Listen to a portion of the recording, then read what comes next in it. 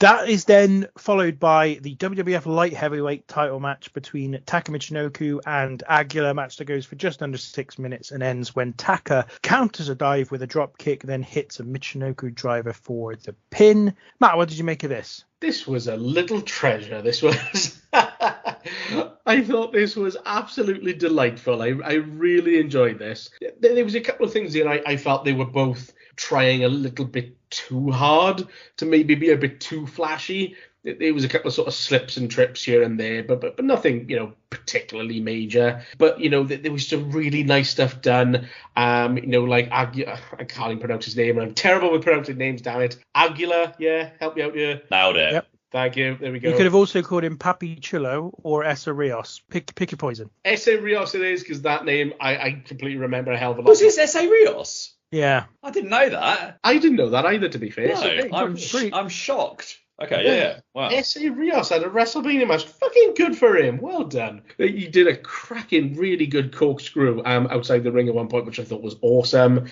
Taka hit a really cool moonsault, tried this really good splash off the top. But Essa Rios, yes, I'm going to go with that, had his knees up. Good couple of drop kicks in there. I thought, like I said, it was really good. It was very fast paced, and you could definitely tell that. I feel that just by having this match, it was the company trying to throw him out there and say, look, we do things different. We have this type of match, we have, really good wrestling, fast, sort of small guys. So I really enjoyed this one. Like I said, it was the odd sort of slip and trip, but I felt they both worked really hard, and this was actually pretty good. Aguila, I'm worried about this now. Yeah. Come on, guys. Aguila, it's not hard. Aguila. Make your life easier.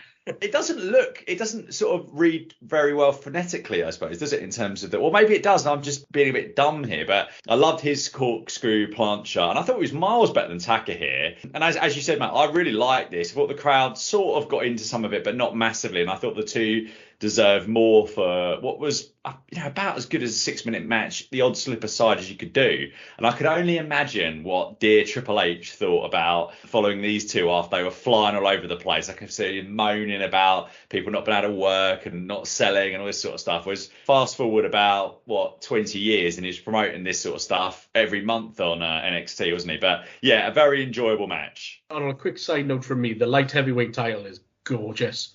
I do like the title. Yeah, I'm agreeing with that. I like that one. I think the reason they didn't get any longer is because Aguila couldn't do anything else. Basically, he gave you everything he knew how to do. He didn't know how to wrestle.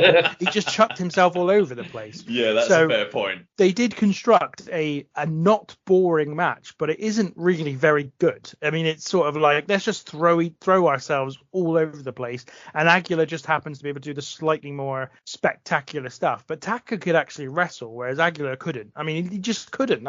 They did everything they could. They gave him 3 different gimmicks to try and get him over during his time in WWE, and none of them worked. It's because he can't wrestle, and that's why this is only 6 minutes long. Because the sort of myth is, or the legend is, that when Taka and Great Sasuke had their kind of match at Canadian Stampede, WWF were looking to sign Great Sasuke, and it was kind of just almost a tryout for him. But Taka impressed, and they probably felt they could pay him a little bit less than the Great Sasuke, and so went with him instead. So that's why Taka Michinoku kind of got signed. And I think he got signed to quite a good deal as well. Yeah.